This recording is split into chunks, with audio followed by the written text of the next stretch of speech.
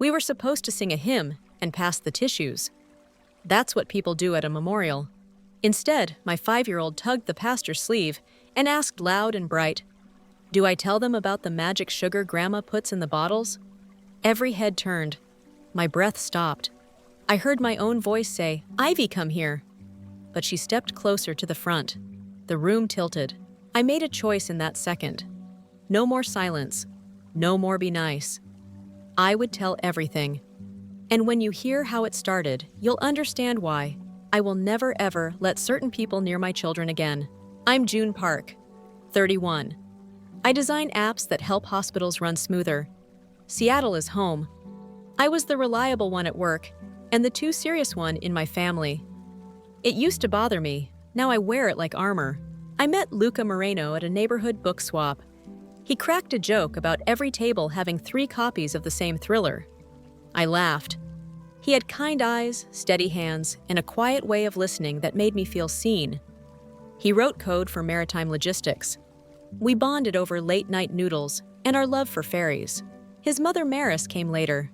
At first, she seemed graceful. Silk scarf, lavender perfume. The kind of smile that photographs well. Widow at 57. Raised Luca alone. He is my miracle, she told me on our second meeting, like it was a warning wrapped in a compliment. Luca proposed on a windy deck of the Bainbridge ferry. We called our parents. My mom squealed. Maris didn't. "You used our ring," she asked him. "Not congratulations. Not, I'm happy for you. Just inventory control." Wedding planning was a map of new territory, and Maris brought a bulldozer. June should wear lace. Luca loves lace. No wildflowers. They look messy. Sit your family on the left. My side photographs better from the right. Luca would rub his temple and murmur, "She just wants it perfect." I told myself peace was worth 1,000 tiny losses. After the honeymoon, Maris showed up with a casserole and a key I hadn't given her. For emergencies, she said, setting both on my counter. She rearranged the spice rack so Luca can find cumin. She swapped our towels for good ones. She bought Luca a water filter and told me his kidneys would thank her. It was like being erased with scented wipes. I pushed back in small ways, set boundaries, texted before visits. She cried soft practice tears. "You know what it was like raising him without help. Now you want me outside the window?" Luca folded. "Give her time," he'd say. "She'll adjust." She didn't. Our daughter Ivy was born a year later. She came out with a full head of hair and a stubborn chin. I learned to swaddle like a pro and rock to the rhythm of the dishwasher. Maris hovered in the hospital, correcting nurses, correcting me, correcting gravity, if she could have. "Tilt the bottle more." "No less." "Oh, June." She called me dear in a tone that meant problem. I went back to work part-time when Ivy was 8 months. My friend Calla, my anchor, watched Ivy twice a week. Calla believed me before anyone else ever would. "Your gut knows," she'd say, handing me ginger tea. Listen to it. Life found a rhythm. Then it didn't. 2 years after Ivy, I got pregnant again. Surprise! At the 12-week scan, the tech smiled. I hear 2 heartbeats. Twins! My mind flipped between joy and calendars, and money and fear. Luca squeezed my hand. "We'll figure it out." Maris arrived with printed articles, a white binder, and plans. "Twins are high risk. You'll need supervision." She said supervision like she was applying for the role. "Move in with us," I asked Luca later, half joking, half testing. He grimaced. "Let's not poke the bear." By 29 weeks, I was more belly than person. Luca worked late to get ahead before leave. Or to avoid the house. Hard to tell. Maris filled the empty space. She criticized the woodland nursery I painted with ivy. Busy patterns are overstimulating. She replaced the chair I loved with a stiff rocker she approved of. Better for posture. I woke to find my list of baby names on the fridge with her red pen notes, Atlas too odd. Arlo acceptable. I kept a notebook. It started as a sanity thing. Then it became a record. When she entered unannounced, what she changed, how Luca reacted. I didn't know I'd need dates later. I just needed proof I wasn't imagining the drift. Preterm labor hit at 35 weeks. My water broke while I was sorting tiny socks. The drive was a blur of red lights. And you're okay, you're okay. Atlas and Arlo came screaming into the world with skinny legs and fighter lungs. They were whisked to the NICU, tubes, beeps, kind nurses who learned our names. I learned to touch through portholes and talk without crying. Maris became indispensable by force. She took Ivy to preschool. She stocked our fridge with foods she preferred. When I objected, she smiled. Focus on healing, dear. She practiced grief in the mirror every morning until her face rested in sympathy. The boys stayed 3 weeks. I pumped milk-counted ounces and prayed to saints I don't even believe in. At home, Maris set up her own station in the kitchen. Labels, bottles, a stainless steel canister I didn't recognize. For my supplements, she said when I asked. We brought the boys home on a brittle bright Tuesday. Ivy made a sign with crooked stars. I cried at the smell of our own living room. That night, the house should have been chaos. 2 preemies every 3 hours. That's what the NICU taught us. Maris tapped my shoulder at 10. Sleep. You look gray, June. I raised a newborn alone. I can handle 2. Exhaustion 1. I slept 8 straight hours for the first time in months. When I woke, sunlight sliced the blinds. The baby monitor was quiet, too quiet. Panic punched my chest. I rushed to the nursery. Both boys were asleep. Not twitchy newborn sleep. Stone still. Arlo's lips were almost... I shook him. He breathed slow and shallow. Atlas slept through a diaper change. They're angels, Maris hummed, already plating toast for Ivy. Good sleepers like their father. 2 preemies sleeping 10 hours on night 1. A miracle or a problem? My stomach chose problem. The next day I insisted on night duty. Maris pouted. You don't trust me, I lied. I need the practice. The boys woke like clockwork. They ate. They cried. They were normal.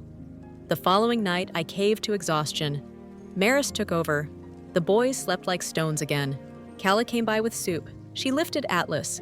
He melted in her arms. He feels heavy and limp, she said softly. Warm, though. She looked at me. What does the pediatrician say? We hadn't made it in yet. Every hour was feeding or sleeping or surviving. Go, she said. Today, I'll keep Ivy. Maris blocked the door with a smile. No need for appointments yet, she said. Newborns sleep, that's their job. She placed her hand on my arm. Cold palm, warm voice. You dear need rest. That night, Ivy stood on a stool while I washed bottles. Grandma's magic sugar makes babies sleep, she told her stuffed whale. I went cold. What magic sugar? Ivy shrugged. The white sprinkles, from her shiny jar. She says it helps. She reached up to the counter. Like this? She mimed tapping. I didn't sleep. At 2 a.m., I crept to the kitchen. The stainless canister sat neat and innocent. I opened it. Empty. I checked Maris's guest room. Second drawer, under silk scarves. A plastic pill bottle with the label peeled off. White tablets, some crushed. I stood there listening to my own heartbeat. One decision made itself. I would stop being polite. The truth would come out even if I had to dig it out with my bare hands. I slid the bottle into my pocket. I went to the nursery and watched my boys breathe. In, out, shallow, slow. The clock clicked. The house hummed. Somewhere a fairy horn sounded across black water. Tomorrow, I told myself. Pediatrician. Answers. Proof. And if Luca didn't listen, someone else would. I am Mabel, 32 years old, standing before 2 tiny white caskets that hold my baby boys. The funeral home is silent, except for muffled sobs and whispers. I feel the accusing stares from my husband's family burning into my back. My mother-in-law, Evelyn, moves from person to person, whispering, then looking at me with manufactured pity. Nobody knows the truth until my 4-year-old daughter tugs on the pastor's robe. What she says next changes everything. If you are watching this video, please let me know where you are watching from, and hit like and subscribe. Sometimes the people we trust most are the ones who hurt us the most. Before I met Noah, I had a promising career in marketing. I was 25, ambitious, and rising quickly at a boutique agency in Chicago. My days were filled with client meetings, brainstorming sessions, and after work, cocktails with colleagues.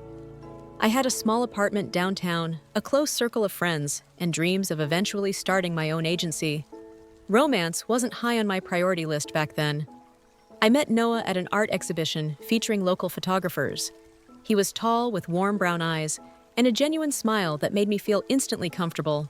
That night, we talked for hours about everything from travel ambitions to childhood memories.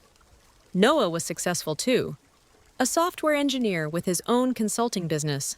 He was thoughtful, intelligent, and seemed genuinely interested in my thoughts and opinions.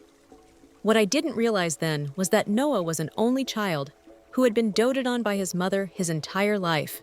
Evelyn had raised him alone after his father died when Noah was just 5 years old. Their bond seemed sweet at first, the way he called her every few days and how she beamed with pride whenever she spoke about him. Our relationship progressed quickly. Within 6 months, we were talking about marriage. Noah proposed on a weekend trip to Lake Michigan, and I happily accepted. That was when I first noticed something concerning about his relationship with his mother. Before even calling my parents, Noah called Evelyn. He put her on speakerphone, and her first response was, "Did you use the ring we picked out?" Not congratulations, not excitement for us, but concern about her input being followed. The wedding planning showed me more red flags that I chose to ignore. Evelyn had opinions about everything from my dress to the flowers to the venue. When I selected a simple, elegant gown, she sent me links to more elaborate ones saying Noah deserves to see his bride looking her absolute best. When I chose wildflowers for my bouquet, she pushed for formal roses because they were more appropriate. Noah always mediated with the same refrain, "Mom just wants our day to be perfect to keep the peace." I compromised on many things. The wedding was larger than I wanted, the venue more formal. The entire affair, more about impressing guests than celebrating our love. But I told myself it was worth it to start our marriage without conflict. After the honeymoon, the real issues began. Evelyn visited our new home and immediately started rearranging furniture, claiming she knew how Noah likes things. She criticized my cooking, often bringing over meals because no one needs proper nutrition for his work. She even commented on my cleaning, running her finger along shelves and sighing when she found dust. Noah never saw the problem. "Mom just wants to help," he would say. Or "She raised me alone. She just wants to stay involved in my life." I tried to be understanding to see it from his perspective, but the constant criticism wore me down. 2 years into our marriage, I became pregnant with Lily. I was overjoyed, and Noah was ecstatic. Evelyn, however, immediately positioned herself as the expert. I raised a perfect son. She would say, "I know exactly what to do." During my pregnancy, Evelyn began dropping by unannounced. She would bring prenatal vitamins books about proper fetal development and advice about what I should be eating. She questioned my doctor's recommendations and suggested I switch to her friend, who was an obstetrician. When I declined, she told Noah I wasn't taking my pregnancy seriously enough. The day Lily was born was both wonderful and stressful. After 14 hours of labor, I was exhausted, but happy to hold my beautiful daughter. Evelyn arrived at the hospital minutes after Noah called her, and she barely acknowledged my achievement. Instead, she took over instructing the nurses about how the babies should be swaddled and questioning the pediatrician about every detail. She stayed at the hospital constantly, only leaving when visiting hours ended. She dominated the time with Lily, often taking her from my arms, saying, "Let me show you how to hold her properly so her neck is supported." When I tried to breastfeed, she hovered, offering unwanted advice and making me feel inadequate. When Lily had trouble latching, Noah saw, "None of this is problematic. Mom raised me alone. She knows what she's doing." He would say, "You should be grateful for her help." But it wasn't help, it was control. And it was undermining my confidence as a new mother. When we brought Lily home, Evelyn visited daily. She questioned every decision I made, from the temperature of the nursery to the brand of diapers I used.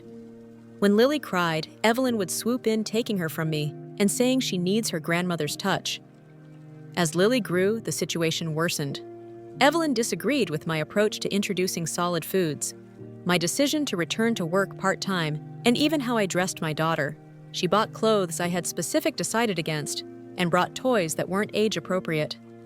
When I established boundaries, she would tear up and tell Noah I was keeping her from her only grandchild. Noah and I began arguing more frequently. He couldn't understand why I couldn't just get along with his mother. He accused me of being oversensitive and ungrateful. Our once strong partnership began to fracture under the weight of his mother's constant presence, and his unwavering loyalty to her. By the time Lily was 3, I was walking on eggshells in my own home. I second-guessed every parenting decision, knowing it would be scrutinized and criticized. Noah and I were more roommates than partners, with Evelyn always between us, the unseen third person in our marriage. When Lily was 3 years old, I discovered I was pregnant again. Morning sickness hit me hard, and I initially thought it was just a virus. After a week of constant nausea, I took a home pregnancy test. The positive result filled me with mixed emotions. I was happy about expanding our family, but worried about how another child would affect the delicate balance in our home. When I told Noah, his first reaction was happiness, quickly followed by concern about finances. "Another child means we will need to budget more carefully," he said, immediately calculating additional expenses in his head. I knew he would be a devoted father, but his practical response lacked the emotional connection I craved. At my first prenatal appointment, the ultrasound revealed a surprise that left me speechless. 2 heartbeats twins. The technician pointed at the screen, showing me 2 distinct little beings growing inside me. I laughed and cried. Simultaneously overwhelmed by the news, Noah seemed stunned when I told him, smiling weakly and saying, "Wow, 2 at once. That will be efficient." Then he immediately called his mother. Evelyn's reaction was extreme. She showed up at our house within an hour, bursting through the door with bags from baby stores. "Twins!" she exclaimed, hugging Noah first, then giving me a quick perfunctory embrace. "This is wonderful. Twins run in our family. You know, my great-aunts were twins." As I progressed in my pregnancy, Evelyn inserted herself more aggressively into our lives. She began researching everything about twin pregnancies and bombarded me with information and warnings. Twin pregnancies are high risk. She would remind me constantly, "You need to be extra careful." When I was 5 months pregnant, Evelyn dropped her bombshell. "I have been thinking," she announced during Sunday dinner at our house, "after the twins are born, I should move in to help, at least for the first few months." My fork froze midway to my mouth. "That is very generous," I said carefully, "but we will manage. I have already arranged for extended maternity leave." Evelyn shook her head dismissively. "You have no idea how difficult twins will be. 1 baby was hard enough for you with Lily. 2 will be impossible, especially with a toddler running around." Noah jumped in before I could respond. "Let's discuss this later," he said, but I could tell from his expression that he thought his mother's suggestion had merit. As my pregnancy progressed, Noah worked increasingly long hours. He claimed it was to save money for the twins, but I suspected he was avoiding the tension at home. Our conversations became brief and functional, centered around schedules and chores rather than connection. One evening, while tucking Lily into bed, she asked a question that broke my heart. "Mommy, why does Grandma say you don't know how to be a good mommy?" I froze, trying to control my expression. "Did Grandma say that to you?" Lily nodded, her innocent eyes wide. "She told Auntie Margaret that you need help because you don't know how to take care of babies properly." I kissed her forehead and assured her that sometimes adults say things they shouldn't, and that I loved her very much. But inside, I was seething. Evelyn was not only undermining me to my face, but also speaking badly about me to others, including my own child. When I confronted Noah, he defended his mother as usual. "She is just concerned," he said, "and twins will be challenging. Maybe we should consider her offer to help." At 34 weeks, I went into premature labor. The contractions started suddenly while I was grocery shopping. By the time Noah met me at the hospital, I was already 5 centimeters dilated. The doctors tried to stop the labor, but the twins were determined to arrive early. After a relatively quick delivery, Ethan and Elijah were born small but fighters. Each weighed just over 4 pounds. They were immediately taken to the NICU, their tiny bodies connected to monitors and tubes. Instead of holding my newborns, I watched them through incubator walls, my heart breaking at their struggle. I had to stay in the hospital for 5 days due to complications, and the twins remained in the NICU for 3 weeks. During this time, Evelyn took charge at home without asking. She moved into our guest room to take care of Lily and prepare for the twins. When I was finally discharged, Noah took me home while the twins remained in the hospital. Walking into my house felt like entering a stranger's home. Evelyn had rearranged the furniture, cleaned out my pantry, and replaced my food with her preferred brands, and completely redone the nursery I had carefully prepared. "I hope you don't mind," she said, not sounding concerned. Whether I minded or not. I made some improvements. The nursery layout wasn't practical for twins. My carefully chosen woodland theme had been replaced with a nautical design. The comfortable nursing chair I had selected was gone, replaced by a stiff rocker. Evelyn preferred. Even the cribs had been rearranged, no longer positioned. How I had planned. Lily seemed subdued, clinging to me when I arrived home. Later, she whispered that Grandma had changed her bedtime, her foods, and even packed away some of her favorite toys because they were too babyish. Noah saw nothing wrong with any of this. "Mom has been amazing," he said. "I don't know how we would have managed without her." When the twins finally came home, they required round-the-clock care. Both had jaundice and needed special feeding schedules. Ethan had slight breathing issues that required monitoring, and Elijah struggled to gain weight. Evelyn immediately established herself as the expert. "I can see these boys will need extra attention," she declared. "It's a good thing I'm here." When I tried to establish a feeding routine, Evelyn interfered when I wanted to hold the babies. She often had them first. She criticized my swaddling, my burping technique, even how I changed diapers.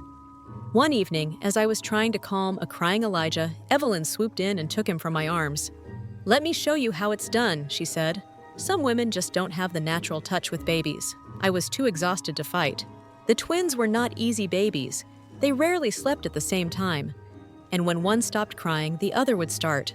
I was healing from the delivery, trying to produce enough milk for 2 babies, and constantly worried about their health. A week after the twins came home, Evelyn made her ultimate power play. "I've decided to stay for at least 6 months," she announced at dinner. "Clearly, you need the help, and these boys need their grandmother." I looked to Noah, expecting him to at least discuss this with me privately. First. Instead, he nodded in agreement. "That would be great, Mom. We definitely need the help right now." I felt like I was drowning, losing control of my home, my children, and my marriage. But I was too exhausted and overwhelmed to fight back effectively. The twins demanded every ounce of energy I had, and Evelyn had successfully positioned herself as essential to our family's functioning. As the weeks passed, I noticed concerning patterns with the twins. Despite being preemies who should have been catching up developmentally, they seemed to lag behind. Both boys were unusually lethargic, rarely fully alert even during feedings. They weren't gaining weight as expected, despite consuming what seemed to be adequate amounts of formula and breast milk. When I expressed concern to Noah, he brushed it off. "All babies develop differently," he said, "and preemies take longer to catch up." But my maternal instinct told me something was wrong. I wanted to take them to the pediatrician, but Evelyn disagreed. "You are being paranoid," she said dismissively. I raised Noah as a single mother, and he turned out perfectly fine. These boys just need time and consistent care, not doctors poking and prodding them unnecessarily. Noah, as usual, sided with his mother. "Mom has more experience with babies than both of us combined," he reminded me. "If she isn't worried, we probably don't need to be either." But I was worried. I scheduled an appointment with the pediatrician anyway, only to have Evelyn conveniently take the twins for a special grandma outing that morning. When I called her frantic, she claimed she had forgotten about the appointment and was already at the park. Though it was a chilly 40-degree day, hardly suitable for fragile preemies. By this point, I was barely sleeping. The twins' erratic schedule, Lily's needs, and my own postpartum recovery left me exhausted. I began experiencing symptoms of postpartum depression, crying frequently, and feeling disconnected from my children and husband. "You look terrible," Evelyn commented one morning. "Perhaps you should consider medication. Some women just can't handle motherhood naturally." What hurt most was that Noah seemed to agree with her assessment. "Maybe you should talk to someone," he suggested, not unkindly. "Mom says postpartum depression can be serious." One night, after another day of feeling like a visitor in my own home, I broke down. The twins had been crying for hours, taking turns, so that just as one settled, the other would start.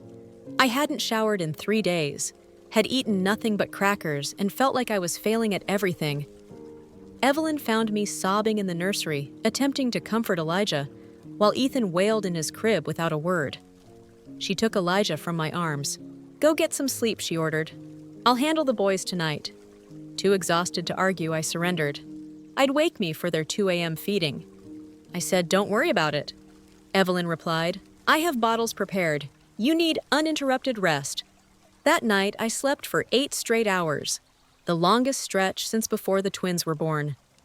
When I woke with a start at 6 a.m., panicked about missing feedings, I rushed to the nursery. To my shock, both twins were sleeping soundly and had apparently been asleep all night. "How did you get them to sleep through the night?" I asked Evelyn, who was already preparing breakfast for Lily. "Just a grandmother's touch," she said, with a self-satisfied smile. Sometimes babies respond better to experienced hands. That became the new pattern. Evelyn would take over night duty, and the twins would sleep for remarkably long stretches, sometimes 10 to 12 hours. While initially grateful for the rest, I began to find it strange that 2 premature infants with feeding issues were suddenly sleeping like teenagers. "Is it normal for them to sleep this much?" I asked Noah one morning. "Shouldn't they be waking to eat more frequently?" Noah shrugged. "Mom says they're just good sleepers like I was. We should be thankful, not questioning it." But I couldn't shake my unease, especially when I noticed the twins were still sluggish during their waking hours.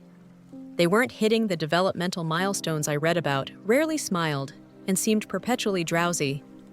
One afternoon, I overheard Lily talking to her stuffed bear in her room. "Grandma puts special medicine in the baby's bottles," she was saying. "She says it helps them be good babies and sleep like angels." My blood ran cold. I kneeled beside Lily. "What kind of medicine does Grandma put in their bottles, sweetheart?" Lily looked up, eyes wide. The white powder from her special bottle. "She says it's her secret recipe for making fussy babies behave." I tried to keep my voice steady. "Have you seen her do this many times?" Lily nodded. "Every night when you go to bed, she says not to tell you because you wouldn't understand and would just get upset for no reason." That evening, I searched Evelyn's room while she was bathing the twins in her bedside drawer, hidden beneath a scarf. I found a prescription bottle without a label inside were small white pills, some of which had been crushed into powder. When I confronted Evelyn, she was indignant. "Those are my calcium supplements," she snapped. "For my osteoporosis, I can't believe you would snoop through my personal belongings." "Why are some crushed into powder?" I asked. "Because they're large and difficult to swallow." "Whole?" she replied smoothly. "Really, Mabel? Your paranoia is getting out of hand. Perhaps you should talk to someone professional about your trust issues." I showed the bottle to Noah that night. "Something is wrong," I insisted. "The twins sleep too much. They're lethargic. And now I find this. I think your mother is giving them something." Noah examined the bottle and handed it back. "These are Mom's supplements. She's taken them for years." His voice grew cold. "I think you're experiencing paranoia from your postpartum depression. It might be best if you see a psychiatrist. What about what Lily said about the powder in the bottles?" Noah sighed heavily. "Lily is for Mabel. She makes things up all the time. Last week she told me there was a unicorn living in her closet. I felt utterly alone, gaslit by both my husband and his mother, with only the word of a 4-year-old to support my growing suspicions. I began to monitor the twins more closely, insisting on preparing their bottles myself and keeping them in my sight as much as possible. Evelyn watched me with narrowed eyes, but said nothing. Noah complained that I wasn't allowing his mother to help enough. "She's only here to support us," he argued. "You're making her feel unwelcome and unappreciated." "Something isn't right with the twins," I insisted. "They're not developing normally." "That's because they were premature," Noah countered. "Stop looking for problems where there aren't any." For a few days, I managed to keep Evelyn away from the twins' bottles. During that time, they began to show more alertness, cried more frequently, especially at night, and seemed more like typical babies. This only strengthened my suspicions. Then one night, exhausted from the increased waking, I fell into a deep sleep. When I woke at dawn, I realized I hadn't heard the twins all night. Panicked, I rushed to the nursery to find Evelyn rocking in the chair between their cribs, a satisfied expression on her face. "They slept wonderfully," she said softly. "You see, when you stop interfering, everything runs more smoothly." I checked on the twins, finding them deeply asleep, almost unnaturally still, except for their shallow breathing. On the changing table, I noticed an empty bottle with traces of white residue at the bottom. My heart racing. I grabbed the bottle and hid it in my robe pocket. Later, when everyone was busy, I examined it more closely, finding a gritty white substance dried around the nipple and inside the bottle. This wasn't formula residue. This was something else entirely. I researched online reading about medications that could cause excessive sleepiness in infants. What I found terrified me. Even small doses of certain sleep aids or tranquilizers could be dangerous, even fatal to babies, especially premature ones with underdeveloped systems. I tried once more to talk to Noah to make him see reason. "I think your mother is drugging the twins," I said plainly. "We need to take them to the doctor immediately for testing." Noah's face hardened. "That's enough. Mabel, you need help, professional help. My mother would never harm her own grandchildren. The fact that you would even suggest such a thing shows how unwell you've become." I was trapped. No one believed me. No one would listen. And my babies were in danger from the very person who was supposed to help protect them. I will never forget that morning. It was a Tuesday. Unnaturally quiet in the house. Lily was still asleep, and Noah had left early for a client meeting. Evelyn had taken over the night shift with the twins again, insisting I needed rest because I looked like death warmed over. I woke at 6:30 with a sense of dread. I couldn't explain. The house was too silent. No baby cries, no Evelyn shuffling around preparing bottles, just complete stillness. I walked to the nursery, my bare feet soundless on the hardwood floors. The door was ajar, early morning light filtering through the blinds. Both cribs were visible from the doorway, the twins lying motionless in them, too motionless. Something primitive and maternal inside me knew instantly. I rushed to Ethan's crib first, touching his cheek. Cold, too cold. His lips had a bluish tint, and when I placed my hand on his chest, there was no movement. No, no, no. I whispered, lifting him from the crib. His body was limp in my arms. I placed him on the floor and began CPR. The techniques I'd learned in the parenting class, now automatic, as my mind refused to accept what my hands knew. After 2 rescue breaths and several chest compressions, I ran to Elijah's crib, finding him in the same condition. I screamed then, a primal sound that tore from my throat, waking Lily and bringing Evelyn running from her room. "Call 911. I shouted at her, returning to Ethan while keeping an eye on Elijah. "The twins aren't breathing." Evelyn stood frozen in the doorway, her face pale. "What did you do?" she whispered. That question in that moment burned into my memory forever. Not, "Oh my God," or "Let me help," but "What did you do?" I ignored her, continuing CPR as I yelled again for her to call for help. Finally, she disappeared, returning moments later to say an ambulance was on the way. The next hour was a blur of paramedic flashing lights and desperate attempts to revive my sons. They worked on the babies right there in the nursery equipment, and medical terms flying around me. As I stood pressed against the wall, Lily clutching my leg, both of us sobbing, I knew they were gone. I think I knew from that first touch, but watching the paramedics confirm it, seeing them exchange those looks of resignation, hearing the words, "I'm sorry," we did everything we could, broke something fundamental inside me. The police arrived shortly after the paramedics. Standard procedure for unexplained infant deaths. They asked questions, took notes, photographed the nursery. They were professional but distant, treating our home like a potential crime scene, which I suppose it was. "When did you last check on the infants?" An officer asked me around 10 last night. I answered, my voice hollow. But my mother-in-law was on night duty. She's been helping with overnight feedings. Evelyn, who had been sitting silently on the couch, spoke up. I checked them at 2 a.m. for their feeding. They were fine then, sleeping peacefully. The officer turned to her. "Did you notice anything unusual? Any difficulty breathing? Unusual color? Anything at all?" Evelyn shook her head, dabbing at dry eyes with a tissue. They were perfect angels sleeping soundly. I didn't want to disturb them. Something in her tone made me look up sharply. There was a note of satisfaction beneath the grief, a hint of something that made my skin crawl. They were 3-month-old premature twins. I said to the officer, "They shouldn't have been sleeping soundly through the night without feedings." Evelyn shot me a warning. "Look, preemies need more rest to catch up on their development." I was letting them sleep, as the doctor recommended. This was a lie. The pediatrician had specifically said the twins needed to be woken for feedings every 3 to 4 hours, even at night. The officer made a note. We'll need statements from both of you and we'll be in touch with the medical examiner's findings. For now, this appears to be a case of sudden infant death syndrome, but we need to rule out other possibilities. After the police left, taking my babies with them, Noah finally arrived home. He took one look at our faces and collapsed in the doorway. I had never seen him cry like that. Great heaving sobs that shook his entire body. Evelyn was immediately at his side, cradling his head like he was a child again. "My poor boy," she murmured. "My poor, poor boy, not our poor boys, not the twins, her boy Noah."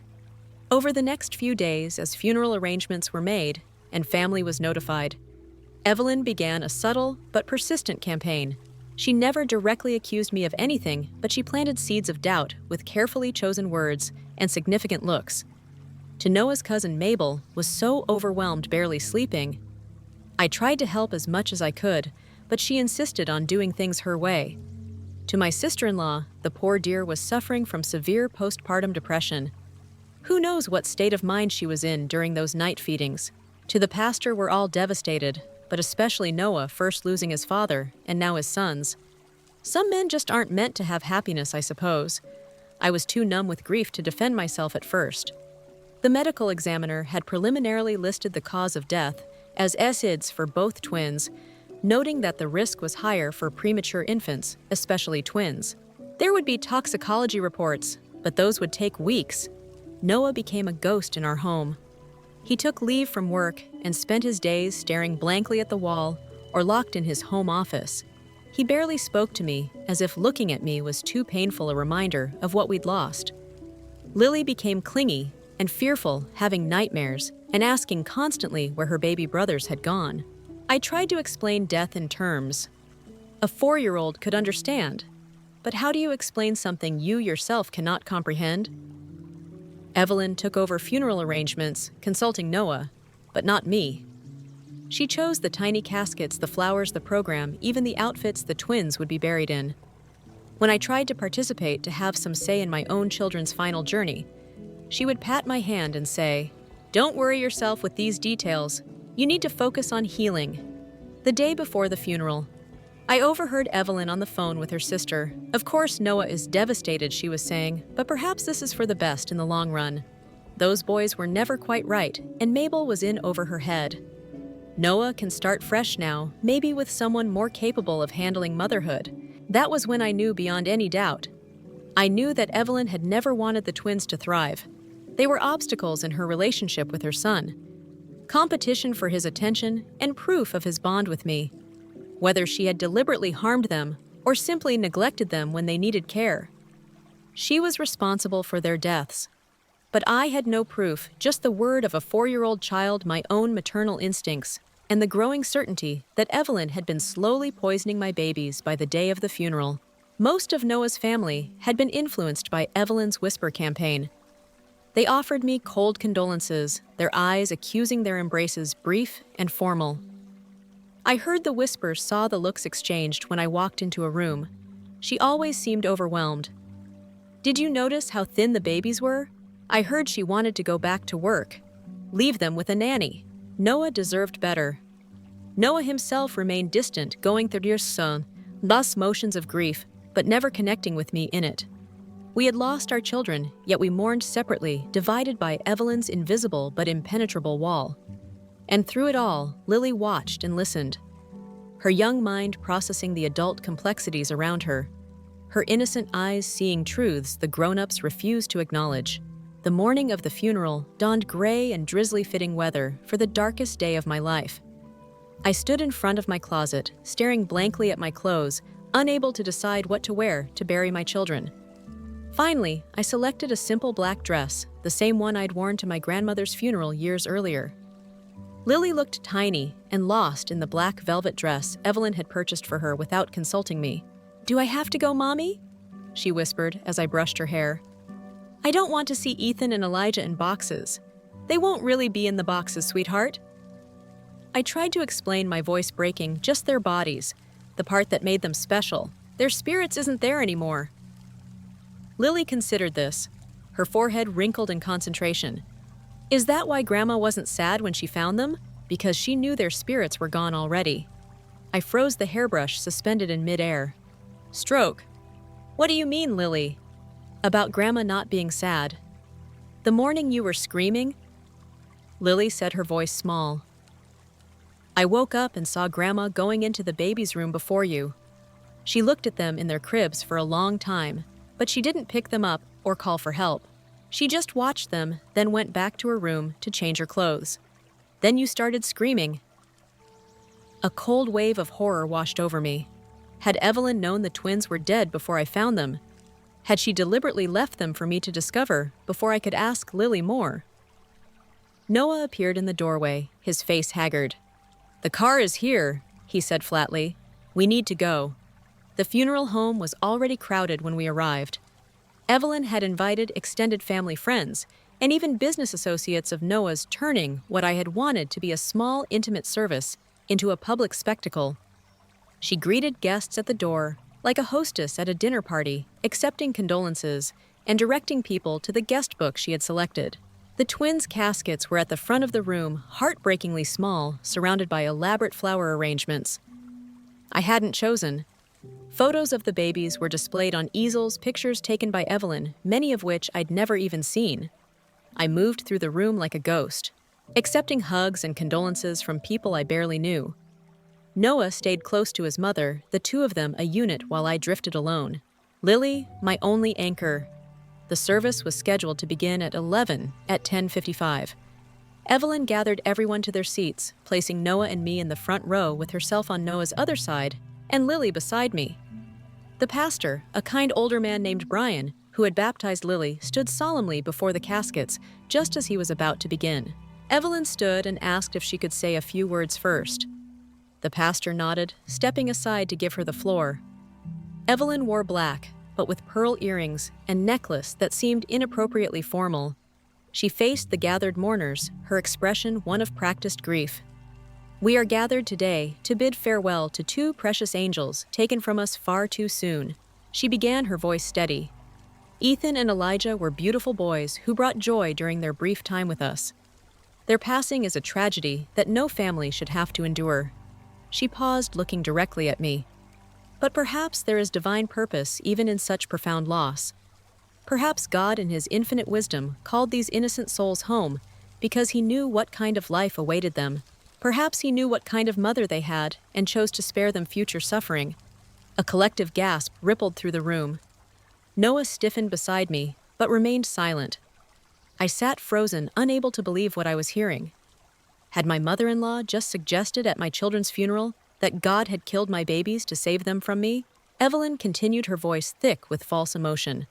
My son Noah is a devoted father who would have given these boys everything, but sometimes everything isn't enough when other factors are at play. Murmurs of agreement came from various family members. I saw heads nodding sympathetic looks directed at Noah and Evelyn, accusing glances thrown my way. I wanted to stand to scream to defend myself, but shock and grief had paralyzed me. The room swam before my eyes, and for a moment I thought I might faint. Then I felt movement beside me. Lily had slipped from her chair and was walking to the front of the room before I could stop her. She had reached Pastor Brian and was tugging on his robe. Pastor Brian, she said, her voice clear and caring in the sudden silence. Should I tell everyone what Grandma put in the baby bottles? The room went completely still. Evelyn, who had been returning to her seat, stopped mid-step, her face draining of color. Pastor Brian, clearly confused, knelt down to Lily's level. What do you mean, child? He asked gently. Lily looked back at me, then at her father, then directly at Evelyn. Grandma put the white powder from her special medicine bottle into the babies' bottles at night. She said it would make them sleep like good babies. She said they would sleep forever if she gave them enough. The silence that followed was absolute. Every eye in the room moved from Lily to Evelyn, whose face had gone from pale to ashen. The child is confused. Evelyn finally said, her voice higher than normal. Children make up stories when they don't understand tragedy. But Lily wasn't finished. I'm not confused, she insisted. I saw you, Grandma. You made me promise not to tell Mommy. You said the powder was your special recipe for making fussy babies behave. You said it would help them sleep like angels. Noah was staring at his mother. Now confusion and the first flickers of suspicion crossing his face. "Mom," he said questioningly. Evelyn laughed, a brittle false sound. "Noah, darling, surely you don't believe this childish fantasy. Lily is only 4. She doesn't understand what she's saying." "I do understand," Lily said firmly. "You told me it was our secret. You showed me how you mixed the powder in their milk and said if I ever told, no one would believe me because I'm just a little girl." A murmur ran through the gathered mourners. Someone in the back stood up. A man in a suit. I hadn't noticed before. "Mrs. Evelyn Richardson," he said formally. "I'm Detective Wilson. I'd like to speak with you outside, please." Evelyn's eyes darted around the room like a trapped animal's. "This is preposterous," she declared. "I'm a grieving grandmother at my grandson's funeral. I will not be subjected to this absurd accusation from a confused child." "Lily isn't confused, ma'am," Noah said, his voice barely audible. "She doesn't make up stories like this." He turned to look at me. Really look at me, for the first time since the twins died. "Did you know about this?" I suspected, I admitted. I found crushed pills in her room. The twins were always too drowsy. Lily had mentioned something, but you didn't believe me when I tried to tell you. Evelyn suddenly bolted for the door, surprising everyone with her speed, but the detective was quicker intercepting her before she could exit. Another plainclothes officer appeared, and together they escorted a struggling Evelyn from the funeral home. The service dissolved into chaos. Some guests left immediately, others gathered in shocked clusters to discuss what they'd witnessed. Noah sat alone, his head in his hands, while Pastor Brian attempted to restore some semblance of order. I gathered Lily into my arms, holding her tightly. "You were so brave," I whispered into her hair. So brave. "Did I do something wrong, Mommy?" she asked. Her small voice worried. "Grandma said it was a secret." "No, baby," I assured her. "You did something very right. You told the truth when it was hard. And that's the bravest thing anyone can do." As we sat there in the front row of my son's funeral, surrounded by whispers and stares, I realized that while I had lost my babies, I might finally have regained my voice. The truth was out, terrible as it was. And now justice for Ethan and Elijah might be possible. The twins' funeral was postponed, an unprecedented situation that the funeral director handled with remarkable grace. The tiny caskets were moved to a private room, and Pastor Brian promised to reschedule the service once the immediate crisis had passed. Detective Wilson asked Noah and me to come to the police station to give formal statements. I held Lily's hand tightly as we walked into the sterile building. The fluorescent lights harsh. After the dim funeral home, "We'll need to speak with your daughter," the detective said gently. "Given her age, we'll have a child psychologist present, and one of you can stay with her if you'd like." Noah hadn't spoken since we left the funeral home. He sat in the waiting area, staring at the floor, his entire body rigid with tension. "I'll stay with her," I said, not trusting Noah's state of mind. The interview room was designed to be child-friendly, with colorful walls and toys scattered about. The psychologist, Dr. Reynolds, was a kind woman with a soft voice who quickly established rapport with Lily. "Can you tell me about the baby's bottles?" she asked after some preliminary conversation. Lily looked at me for reassurance. I nodded encouragingly, though my heart was breaking all over again. "Grandma put medicine in them," Lily said simply from her special bottle. "How do you know it was medicine?" Dr. Reynolds asked. "Because Grandma said it was. She called it her special sleep medicine. She said the babies were too fussy and needed help to be good. Did you see her put this medicine in the bottles many times?" Lily nodded vigorously. "Almost every night after Mommy went to bed. Grandma would take me to the kitchen and let me have cookies if I was quiet. She would get the bottles ready for when the babies woke up." "Did the medicine look like milk or was it different?" "It was a white powder," Lily explained. Grandma would open her special bottle and tap the powder into the milk, then shake it up really good. So it disappeared. Dr. Reynolds nodded encouragingly. "You're doing great, Lily. Did Grandma ever say anything else about the medicine? About what it would do?" Lily's face grew serious. She said it would make the babies sleep like angels. And one night, she said if they got enough of her special medicine, they would sleep forever. And then she and Daddy and me could be a family, without Mommy being so sad all the time. I gasped, unable to contain my horror. Dr. Reynolds gave me a sympathetic look before turning back to Lily. Lily, this is very important. Did you ever see Grandma give the babies more medicine than usual? Lily thought for a moment the night before they went to heaven. Grandma put extra in their bottles. I asked why, and she said they had been especially fussy that day and needed extra help to sleep through the night. My hands were shaking so badly, I had to sit on them. Evelyn had deliberately overdosed my babies. It hadn't been an accident or negligence. It had been intentional. Meanwhile, in another interview room, detectives were questioning Evelyn through the investigation details. I would learn later. She initially denied everything, claiming Lily was confused or had been coached by me. But when presented with the prospect of a toxicology report that would reveal the truth, her story began to change.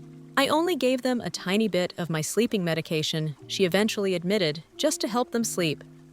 Mabel was so overwhelmed, and the babies cried constantly. I was trying to help everyone get some rest, but the evidence would tell a different story. A search warrant for our house revealed the unmarked pill bottle in Evelyn's room, which contained prescription-strength sleeping pills. The residue in several baby bottles tested positive for the same medication. Most damning of all, our home security system, which Noah had installed after a break-in at a neighbor's house, had cameras in the common areas of the home, including the kitchen. Detective Wilson showed us the footage. There was Evelyn, night after night, crushing pills into a fine powder and mixing it into the twins' formula. The night before they died, the footage clearly showed her adding significant more powder than on previous nights. Noah watched the video with a face like stone. When it ended, he walked out of the room without a word, down the hall and out of the police station.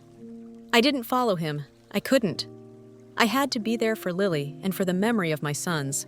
The toxicology reports confirmed what the video suggested. Both twins had lethal levels of the sleeping medication in their systems. The medical examiner changed the cause of death from SIDs to homicide by poisoning. Evelyn was formally charged with 2 counts of second-degree murder. The days that followed were a blur of police interviews, meetings with the district attorney, and preparations for a trial that would expose our family tragedy to the world. Noah returned home that first night, packed a bag, and went to stay at a hotel. He couldn't look at me, couldn't speak to me, couldn't bear to be in the house where his sons had died at his mother's hands. A week after the funeral. That never happened. Noah finally came to talk. He sat across from me at our kitchen table, looking like he had aged a decade. "I should have believed you," he said, simply, his voice raw. "You tried to tell me something was wrong, and I dismissed you. I chose my mother over my wife and children, and now my sons are dead." I had imagined this conversation so many times, had rehearsed angry accusations and bitter recriminations. But faced with Noah's genuine devastation, I found I couldn't summon the rage I'd expected to feel. "We both failed them," I said quietly. "I knew something was wrong.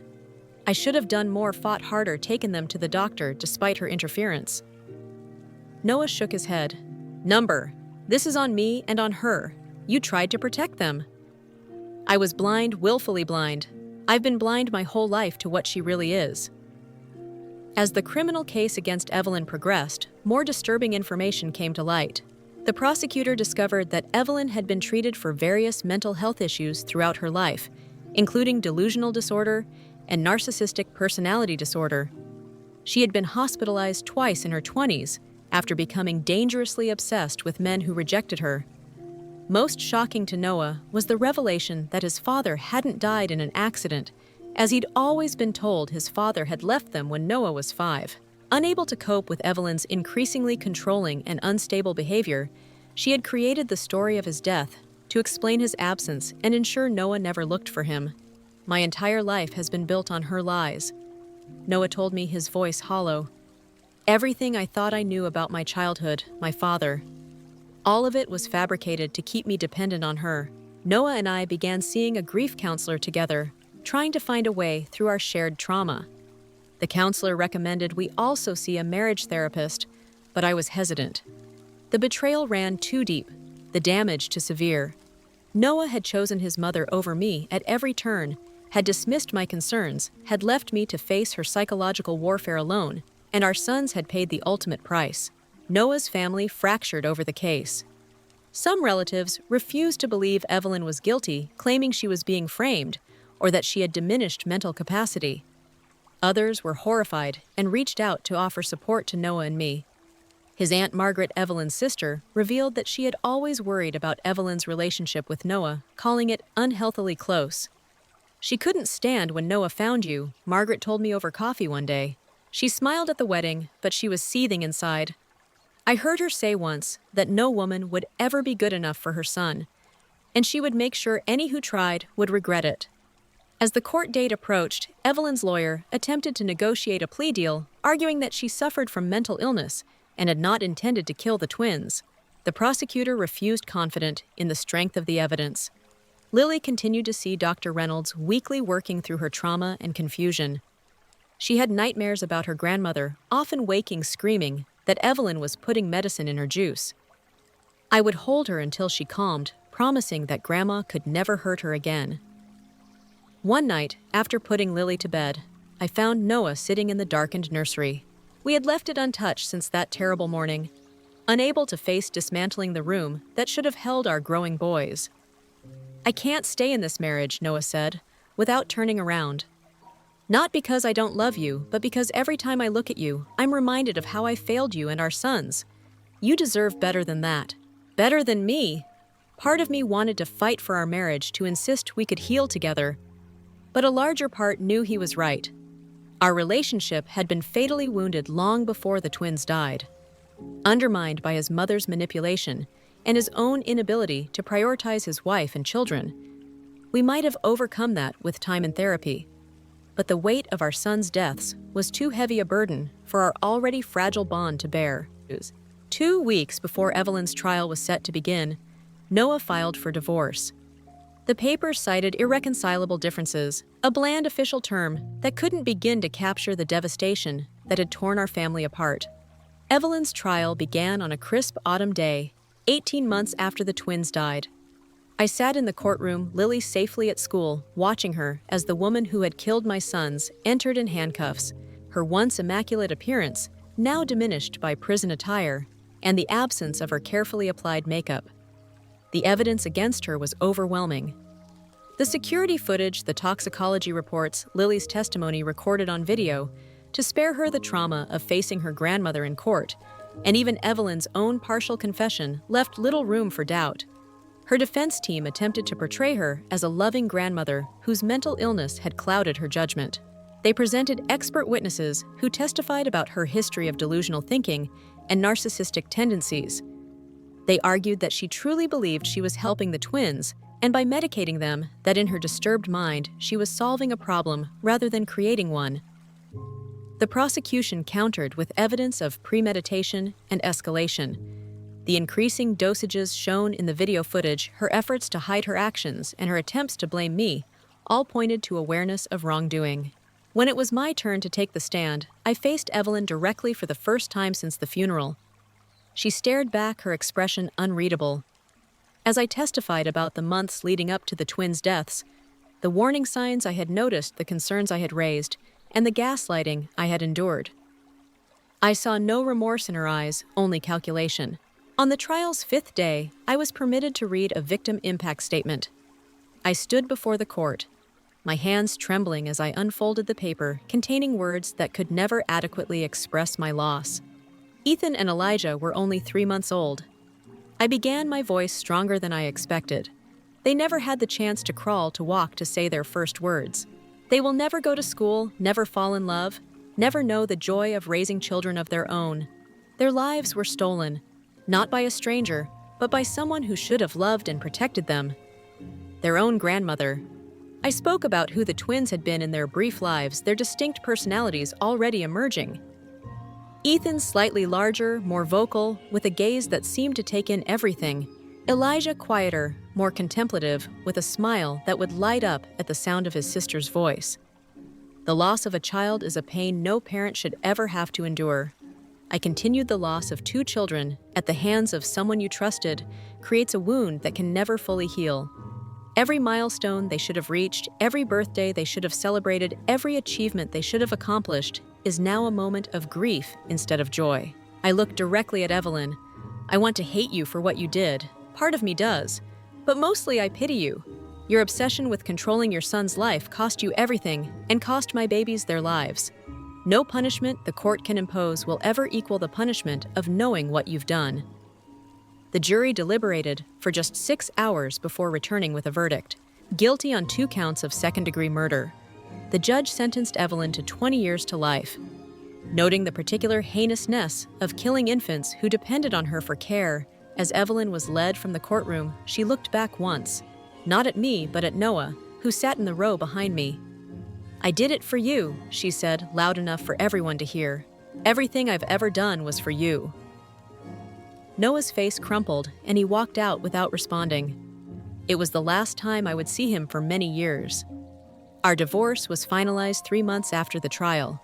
Noah moved across the country, sending generous child support, but maintaining only minimal contact with Lily through occasional phone calls and birthday cards. I understood his absence as an act of penance, his way of acknowledging that he had failed us all. Lily and I moved to a smaller city several hours away, somewhere without memories on every corner. She started kindergarten, made new friends, and gradually the nightmares became less frequent. We saw a family therapist who specialized in childhood trauma, working through Lily's confusion and grief in age-appropriate ways. I couldn't return to my marketing career, the corporate environment suddenly seeming meaningless after what we had endured. Instead, I enrolled in law school, determined to use my experience to help other women navigating family trauma custody battles and domestic psychological abuse. Law school with a young child wasn't easy, but it gave me purpose, a path forward through my grief. Each class, each exam, each internship was a step away from being merely a victim and toward becoming an advocate. In my second year, I joined a support group for parents who had lost children. Sitting in a circle with others who understood the particular anguish of outliving your child brought a measure of comfort I hadn't found elsewhere. These people didn't need explanations or background. They simply knew the contours of this specific pain. One woman there, Sophia, had lost her teenager to suicide after years of bullying. She had channeled her grief into founding a nonprofit organization focused on preventing bullying and supporting families affected by it. Inspired by her example, I began to consider how I might use my developing legal skills to effect broader change. After graduation and passing the bar exam, I worked for a family law practice building experience while developing a specialty in cases involving parental alienation and psychological abuse within families. I saw too many women whose concerns about their children's safety were dismissed as paranoia or hysteria. Too many partners gaslit by manipulative in-laws. Too many children caught in the crossfire of toxic family dynamics. 3 years after moving, I established a nonprofit organization called Voices Heard, dedicated to providing legal support and advocacy for parents facing situations similar to what I had experienced. We offered resources referrals, and in some cases, direct represents for those who couldn't afford private attorneys. Lily grew into a perceptive, compassionate child with an old soul. At 9, she asked if she could volunteer at Voices Heard stuffing envelopes and helping with simple office tasks. "I want to help other kids whose grandmas are mean," she explained. Her directness, untainted by adult euphemisms, often cut straight to the heart of matters. Noah reached out on what would have been the twins' 5th birthday. His email was brief but heartfelt, asking how Lily was doing and sharing that he had finally started therapy to process his role in our family's tragedy. He had remarried, he said to a widow with a son, and was trying to be the father and husband he had failed to be with us. I found to my surprise that I could wish him well without bitterness. 7 years to the day after finding my sons lifeless in their cribs, I stood before a state legislative committee testifying in support of a bill that would require courts to take children's disclosures of abuse seriously, even when they implicated family members. The law, if passed, would be called Ethan and Elijah's Law. My 4-year-old daughter tried to tell us what was happening, I explained to the committee. But like so many children, her warnings were dismissed as imagination or confusion. Had we listened, had the adults in her life believed her, my sons might be alive today. The bill passed one small victory in the ongoing battle to protect children from those who should be their fiercest defenders, but sometimes become their greatest threats. Life continued, as it somehow does, even after unimaginable loss. Lily entered middle school, then high school. growing into a young woman with a fierce sense of justice and uncommon empathy. I found purpose in my work, meaning and helping others navigate the treacherous waters of family trauma. And while the ache of losing Ethan and Elijah never disappeared, it changed over time, becoming a familiar companion rather than a debilitating force. The most profound lesson I learned through all of this was to trust my own instincts, especially as a mother. So too often dismisses women's concerns as overreactions or hysteria, particularly when they conflict with established family hierarchies or challenge the authority of older generations. This dismissal can have deadly consequences. I also learned the importance of listening to children. Lily saw what the adults around her were unwilling to see. Her simple, unfiltered observations contained truths we were too blinded by social niceties and family loyalty to acknowledge. Children often perceive dynamics and dangers that adults miss, and their warnings should never be ignored. Finally, I learned that healing doesn't mean forgetting or moving on. It means incorporating loss into your life in a way that honors what was lost while still allowing for forward movement. My twins will always be part of me, their brief lives a sacred thread in the fabric of my existence. The best tribute I can offer them is to use their story to protect other children to ensure their short lives have lasting meaning. Lily's small voice did what all my desperate pleas could not, exposing the truth that set us free, sometimes just as comes from the most unexpected sources. And the journey to healing begins when we dare to face the truth, no matter how painful it may be. Have you ever had to stand up for the truth when everyone around you refused to see it? How did you find the courage to speak out, even when it felt like no one would believe you? Share your stories in the comments below. And if this story resonated with you, please subscribe, and share it with someone who might need to hear that their voice matters. Thank you for listening, and remember to trust your instincts and never underestimate the power of speaking your truth, no matter how small your voice may seem. First proof. Morning came like a verdict. I watched the twins rise and fall in small, careful breaths, and decided the day would not drift. I slipped the unmarked bottle into a zip bag, packed extra diapers, grabbed the feeding log from the NICU, and texted Kala one line, taking the boys in now. She replied in seconds, "I'll take Ivy to school. Do not go alone with Maris." I had already planned that. When Maris knocked with that bright practice smile, I opened it, door, only a hand's width. "We have a pediatrician appointment," I said. She tilted her head. No need to bother doctors for normal sleep. Her tone was sweet. Her eyes were not. I repeated myself. She tried another angle. "Luca will worry if you rush them around." I shut the door gently and locked it. On the drive, I heard Ivy's phrase over and over like a song I wanted to forget, "Magic Sugar." Our pediatrician, Dr. Rivas, had the kind of calm that quiets rooms. She measured, listened, and listened again. The boys looked fine at lunchtime. They had looked fine at noon yesterday, too. I laid the facts out like tools on a tray the first night at home with Maris alone. The sudden long sleep, the second night with me on duty, and normal wake-ups. The third night with Maris again, the stone stillness. I kept my voice steady.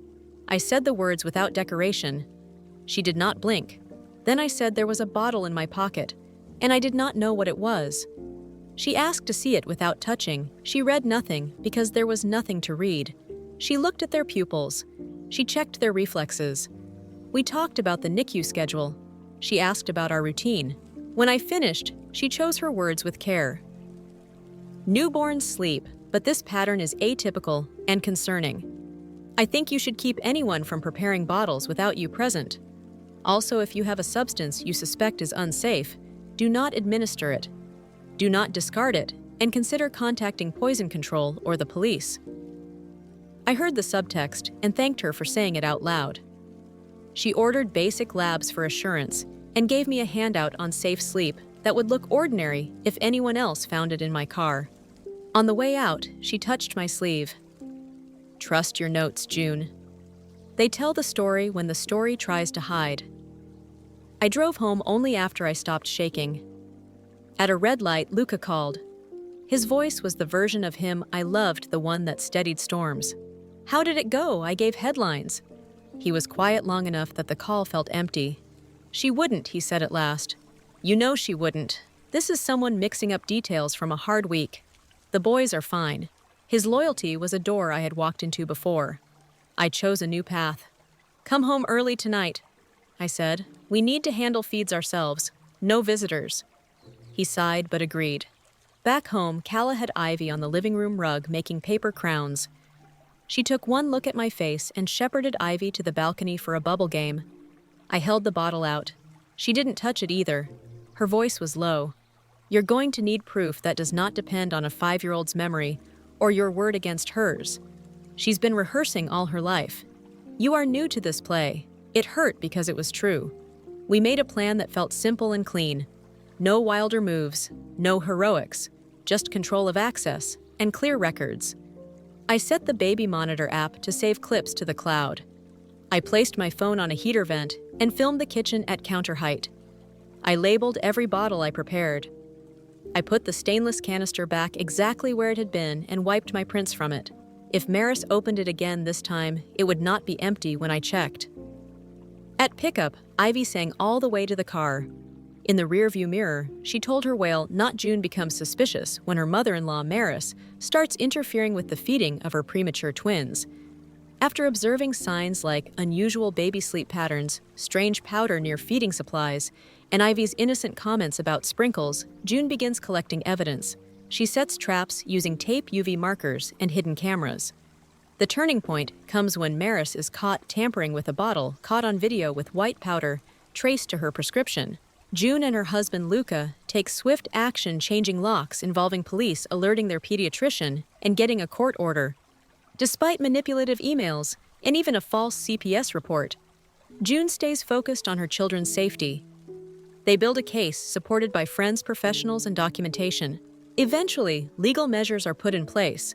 Maris is restricted from contact, and the family begins healing. Counseling helps Luca untangle past enmeshment, and June learns to trust peace again. Ivy's honest voice in a public moment ends the silence, and the community responds with support.